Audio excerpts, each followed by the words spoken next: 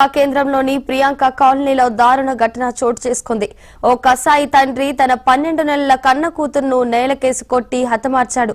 మద్యం సేవించి ఇంటికి వచ్చిన వెంకటేష్ తన భార్యతో గొడవ పడుతుండగా ఏడుస్తున్న చిన్నారి భవిజ్ఞను 2 కాళ్లు పట్టుకుని నేలకేసి కొట్టాడు. దీంతో పాప తలకు తీవ్ర గాయాలయ్యాయి.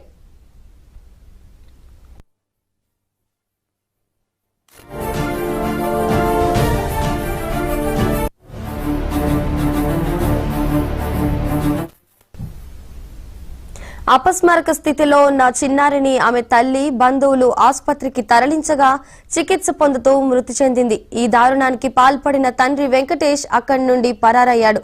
అయితే గమనించిన స్థానికులు అతన్ని పట్టుకుని పోలీసులకు అప్పగించారు. ఈ ఘటన స్థానికంగా తీవ్ర విషాదాన్ని కలిగించింది.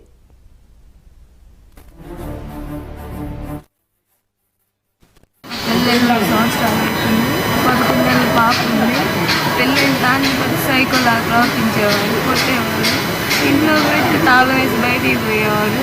ఏం చూస్తుందంటే మా అమ్మ చెప్పి ఇంటికి వెళ్ళిపోయాడు. ఇంటికి వెళ్ళిపోయి 2 నెలలు నాకు మా వాళ్ళందరూ వచ్చి మా ఆడబిడ్డలు తీసుకొచ్చి నీకేం కాదు, నీ పిల్లకేం కాదు, మేము ఉన్నావు వచ్చి మేము ఇక్కడికి వచ్చి వారమే రాత్రి తాగొచ్చి ఏం తగాదు పెట్టుకుంటే మా ఆడబిడ్డ ఫోన్ చేసిన వచ్చి అరిసింది.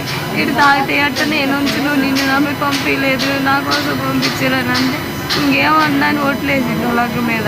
నేనేమన్నా తల్లి ఏమన్నా పిల్లనేమన్నాను. ఆమె ఇంటికి పోయింది. ఇంటికి పోయినాక అన్నం పెట్టినారు తిన్నాక ఏడవాడు మీద పడి కొడుతుంది కొడితే నేను ఏడుతున్నా నిద్రపోయే పాప లేచింది. లేచి ఏడుతుంటే పక్కన ఆంటీ ఓనర్ వాళ్ళు ఇంటర్ వస్తారని నోరు మూసింది.